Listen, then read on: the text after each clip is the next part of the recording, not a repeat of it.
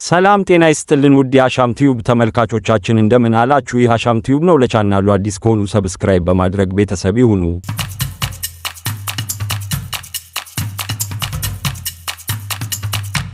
የምበላው ሳጣ ልጄ ጥርስ አወጣ እንዲላበው ጥርስ አብቅሎ የተወለደው ሕፃን ዛሬ በአዊ ብሔረሰብ አስተዳደር ዞን በዳንግ ላይ መጀመሪያ ደረጃ ሆስፒታል አንድ የወተት ጥርስ ያበቀለ ሕፃን መወለዱ ተገልጿል።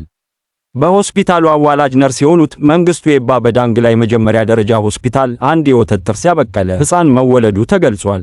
በሆስፒታሉ አዋላጅ ነርስ የሆኑት መንግስቱ ኤባ በዳንግ ላይ መጀመሪያ ደረጃ ሆስፒታል አንድ የወተት ጥርስ ያበቀለ ሕፃን መወለዱን ለፋና ዲጂታል አረጋግጠዋል።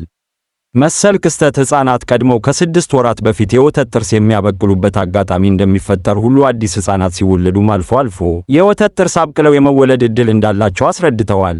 ክስተቱ ሲያግጥም በሆስፒታሉ ታሪክ የመጀመሪያ መሆኑን አብራርተዋል። የሆስፒታሉ ሜዲካል ዳይሬክተር ዶክተር አማራቤ በበኩላቸው ሲካፈል የበቀለው የወተት ጥርስ ለቀጣይ የሕፃኑ ጥርስ አበቃቀል እንዲመች የሚወገድ መሆኑን ተናግረዋል። ክስተቱ በሕፃኑ ጤና ላይ ምንም አይነት የጎንዮሽ ጉዳት እንደሌለው አመልክተዋል።